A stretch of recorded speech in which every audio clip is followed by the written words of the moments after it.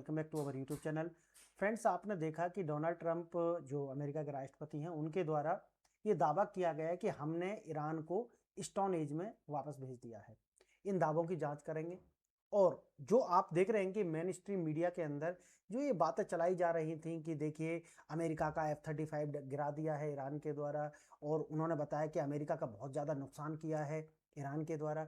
अब आप ये जानते हैं कि अमेरिका और ईरान और इजराइल, अगर हम इन तीनों की तुलना करें, सामरिक रूप से भी करें, राजनीतिक रूप से भी करें, तो ईरान कहीं पर भी नहीं ठहरता।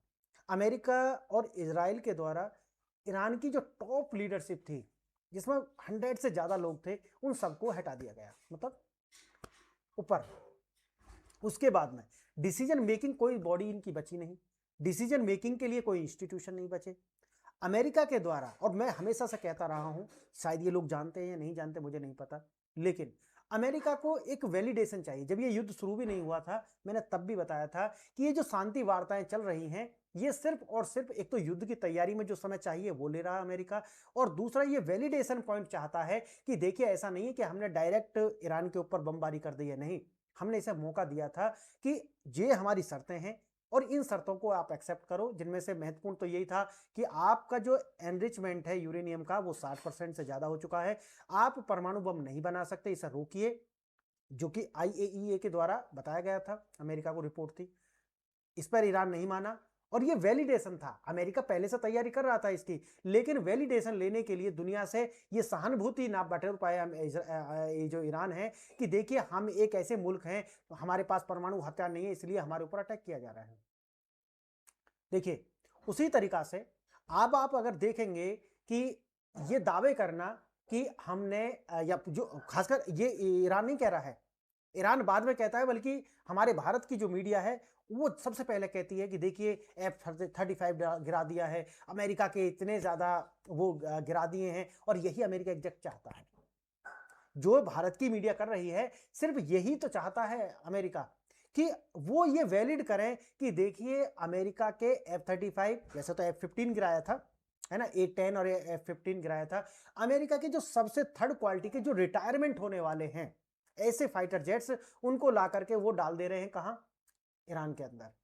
और जैसे ही वो ईरान के अंदर, आप मुझे बताइए, ईरान के पास में कोई एयर डिफेंस सिस्टम है नहीं, कोई मिसाइल सिस्टम भी नहीं है, और F-35 की जो उड़ान है वो 10 से 15,000 किलोमीटर के ऊपर होती है, और 8,000 से 7,000 किलोमीटर दूरी है मात्र किसकी?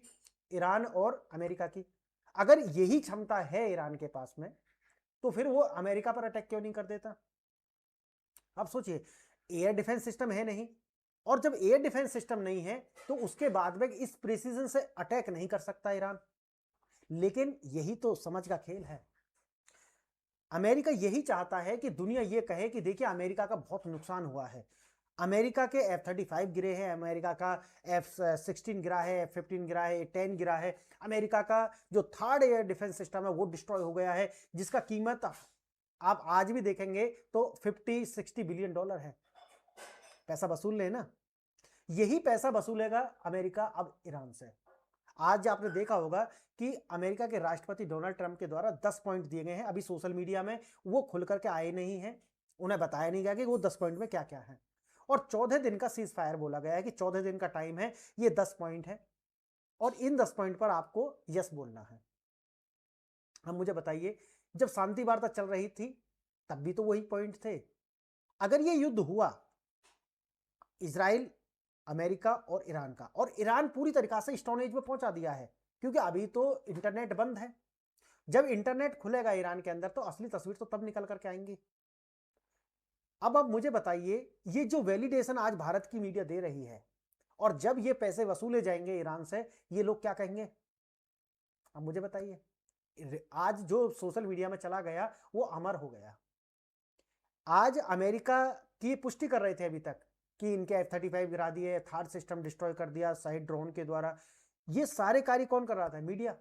और जब ये पैसे वसूले जाएंगे ईरान से, इनके खर्ग द्वीप को कैप्चर किया जाएगा, इनके जो रिसोर्सेज हैं उनको कैप्चर किया जाएगा, तब ये रोना रोएंगे यहाँ पर बैठ करके, कहेंगे कि देखिए ये तो ईरान के जो रिसोर्स हैं उन्हें कैप्चर कर रहे हैं। तो भाई पैसा तो आपने ही बोला था कि ये अमेरिका के जो F-35 और F-16 और ये सब इन्होंने गिराए हैं। आप समझ गए लॉजिक क्या है? लॉजिक है, अमेरिका बहुत ज़्यादा माइंड रखता है, उसके पास बहुत दिमाग है, उनके पास स्ट्रेटजी है। ऐसा नहीं कि किसी ने कह दिया कि F-35 और ईरान कहने लगा हाँ हाँ हमने गिराए हैं। अब भाई आपके पास तो कोई मिसाइल नहीं है, और ऐसी कोई मिसाइल नहीं जो 15,000 किलोमीटर ऊपर जाकर के हिट कर दे, और उसके लिए आपको प्रिसीजन स्ट्राइक करनी पड़ेगी, जिसके लिए आपके पास कोऑर्डिनेट्स होने चाहिए। कोऑर्डिनेट्स आपको कौन दे रहा है? नहीं है। तो फिर ये दावे गलत हो जाते हैं। और जो मैंने आपको बताया, जो डोनाल्ड ट्रंप अभी कह रहे हैं, डोनाल्ड ट्रंप वो सही कह रहे हैं कि हमने इसे स्टोन एज में पहुंचा दिया है। और देखिए, तेहरान के पश्चिमी शहर को जोड़ने वाला जो ब्रिज है, उस पर ह्यूमन चेन बनाई गई अभी ईरान के द्वारा कल ही, ताकि इसे नष्ट ना किया जा सके। 1000-2000 लोग उसके आसपास, और जो डिसल्ट्रेशन प्लांट है वहां पर भी लोग बैठाए गए, ताकि अमेरिका स्ट्राइक ना करे, और करे तो वही ह्यूमन राइट वाला जो मामला है वो सामने बन जाए। ये स्थिति है ईरान की। 3700 करोड़ रुपए की लागत वाला जो मेडिकल इनकी जो फैसिलिटीज थी, उनको अमेरिका के द्वारा स्ट्राइक किया गया, सब नष्ट। आज मेडिकल नहीं है इनके पास, किसी तरह के इंस्टीट्यूशन नहीं छोड़े हैं। इनके पास में जो यूनेस्को की साइट्स थी, जहां पर विजिटर्स आया करते थे, वहां से अच्छा खासा रेवेन्यू जनरेट होता था, उसको नष्ट कर दिया गया है। 2 ही वो बचे हुए थे इनके पास, जो कि एक तो पावर प्लांट्स थे और दूसरा डिसल्टेशन प्लांट्स। ये थे जो कि लास्ट टारगेट पर है अमेरिका के। और जो खर्ग द्वीप के अंदर जो इनके पास ऑयल डिपोज हैं, उनको अमेरिका नष्ट करेगा नहीं, क्योंकि फिर तो पैसा कहां से वसूलेगा, और तो कुछ है नहीं इनके पास में।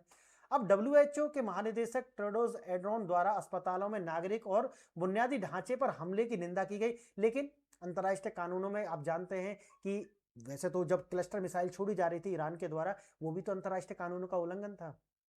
तो युद्ध में तो सब जायज है। ईरान का जवाबी चेतावनी क्या थी और क्या करा था? देखिए, कुवैत के अंदर शेख जरूर अल अहमद, इस पर अटैक किया गया। यूएई के अंदर शेख जायद, उस पर अटैक किया गया। सऊदी अरब बहरीन के अंदर किंग फहद, इसके ऊपर अटैक किया गया। जॉर्डन और अन्य किंग हुसैन ब्रिज, इस पर अटैक किया गया। और जो खाड़ी देश हैं, अरबों डॉलर के इंफ्रास्ट्रक्चर उनके नष्ट किए गए। और किस बेस पर किए गए? क्योंकि आपके यहां पर अमेरिका के जो असेट्स हैं उन पर हम अटैक करेंगे, या आप अमेरिका को अपने ये जो असेट्स जो बेस है उन्हें यूज ना करने दें, इसलिए ये किया। और मैंने जैसा आपको पहले भी बताया है कि वास्तव में जो शिया मुल्क है ईरान, इसके लिए सुन्नी भी काफिर हैं। तो दोनों कार्य हो रहे थे, समझिए मेरी बात। अब देखिए, साक्ष्य और स्रोत क्या है। जो ग्लोबल जियोपॉलिटिकल थ्रेड इंडेक्स 2024 भी ये बताता है कि middle east infrastructure vulnerability report बताती है कि ये कितने ज्यादा वल्नरेबल थे ईरान के लिए, और ये वही टारगेट किए गए ईरान के द्वारा जो इस रिपोर्ट में बताया गया था। देखिए, अजय का पतन, ईरानी एयर स्पेस में अमेरिकी फाइटर जेट्स क्रैश हुए, और मैंने जैसा कि आपको बताया कि भाई इनके पास तो है नहीं, तो जो भी इनके बिल्कुल डैमेज फाइटर जेट्स थे, जो रिटायरमेंट पे थे, ला करके वो ईरान के अंदर डाल दिए खुद ही, और जो इनके पायलट थे वो इंजेक्ट कर गए, और जो एक आध पायलट वो खुद उसके अंदर कूदा दिए ईरान के अंदर, ताकि इनको युद्ध करने का, ईरान पर और अटैक करने का एक वैलिड पॉइंट मिल जाए। क्लियर है? देखिए, वही घुसपैठ, अमेरिका में F-35 F-15 fighter jets Iran की सीमाओं में प्रवेश किया। अब जब वो 24 घंटे, जब युद्ध शुरू हुआ उसके 24 घंटे में ईरान, इजराइल और इनके फाइटर जेट्स घूम रहे थे ईरान के ऊपर। अब मुझे बताइए, तो आज कैसे ये मार दिया? 36,000 टाइम से ज्यादा ये ईरान के ऊपर गए हैं फाइटर जेट्स। स्वदेशी प्रहार, ईरान ने स्वदेशी रूप से बताया कि भैया हमने तो खुद मिसाइल बना ली हैं, इसलिए हम इनसे अटैक कर रहे हैं। तो मुझे तो समझ नहीं आता। उसके बाद है इंजेक्ट करना, जो फाइटर है, फाइटर प्लेन से जो पायलट हैं वो इंजेक्ट करके बाहर निकल गए। समझ गए मेरी बात? अब देखना, रेस्क्यू ऑपरेशन चलाया गया, और रेस्क्यू ऑपरेशन मैंने जैसा बताया कि ये पूरा का पूरा साइकोलॉजिकल वारफेयर है। अमेरिकी हाई टेक रिस्पॉन्स किया गया, और जो जो इनके, क्योंकि देखिए युद्ध के अंदर टारगेट्स होते हैं कि भाई ये टारगेट है। अब ईरान अगर अपनी ओर से किसी तरीका का मौका नहीं देता है अमेरिका को गलती का, है ना, युद्ध में, तो वो क्या करेंगे? वो गलती कराएंगे इनसे। वो कहेंगे कि देखिए हमारा जो फाइटर जेट्स है उसको इन्होंने हिट किया है। अगर कोई बुद्धिमान देश होता वो कहता कि नहीं है, मेरे पास तो डिफेंस सिस्टम ही नहीं है, मैं कहां से करूंगा। लेकिन समझने में थोड़ा टाइम लगता है। एयर टू एयर रिस्पॉन्स किया गया, और ड्रोन और सर्वाइलेंस किया गया, और बिना जमीन में छुए लगातार B-2 बॉम्बर से B-52 इनसे इन पर अटैक किया गया। बंकर बस्टर्स डाले गए, स्टोरेज में पहुंचा दिया पूरी तरह से। ईरानी जमीन रणनीति, अब पायलट को पकड़ने के लिए क्या किया गया, सार्वजनिक इनाम रखा गया ईरान के द्वारा। अब मुझे बताइए इतनी बड़ी गलती कोई कैसे कर सकता है। ईरान ने कहा कि जो पायलट को पकड़ेगा उसे पैसा मिलेंगे। अमेरिका की जो चाल थी उसमें फंस गया ईरान। और देखिए फ्रांस के राष्ट्रपति ने क्या बोला है, हम ईरान की सत्ता का समर्थन नहीं करते, मतलब मुल्ला रिजीम है इसका समर्थन नहीं करते, लेकिन सत्ता परिवर्तन के लिए किसी संप्रभु राष्ट्र पर बमबारी करना अस्वीकार्य है। इसे क्या कहते हैं, एक भाई पीट रहा है और दूसरा भाई कह रहा है कि नहीं बचाओ बचाओ, और बचाने में जो दुश्मन है उसी की कौलियां भरे खड़ा हुआ है, उसके हाथ दबा रखे हैं। ये फ्रांस कर रहा है और पूरा यूरोप की यही रिस्पॉन्स है। देखिए अमेरिका का आंतरिक संकट और सेना और प्रशासन में उथल पुथल। ईरान के खर्ग द्वीप यही वो आइलैंड है जिसको कैप्चर करना चाहता है अमेरिका। और अमेरिका का आपने ये देखा होगा कि अमेरिका के अंदर भी जो जनरल सेक्रेटरी हैं उनका पास बॉडी और जो FBI चीफ हैं उनमें भी फेरबदल किया गया, समझ गए, उनमें भी फेरबदल किया गया।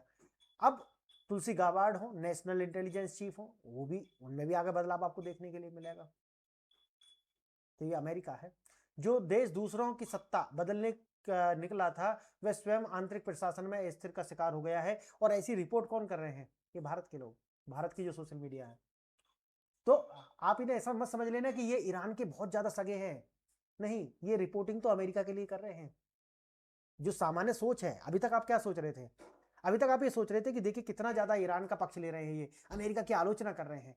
ये तो बता रहे हैं कि देखिए अमेरिका का ही F-35 डाल दिया इन्होंने, F-15 F-A-10। असलियत क्या है पता है, ये अमेरिका के लिए रिपोर्टिंग कर रहे हैं, इनको डॉलर आते हैं उससे। और देखिए वैश्विक प्रभाव, 60+ देशों की चिंता और भारत का कड़ा रुख। आर्थिक संकट वही है कि भाई स्टेट ऑफ हॉर्मुज को लेकर के भारत के द्वारा पहले भी जवाब दिया गया है। भारत के लिए अपनी ऊर्जा सुरक्षा और अपने 140 करोड़ देशवासियों के लिए उन्हें असुविधा ना हो, ये प्राथमिकता है।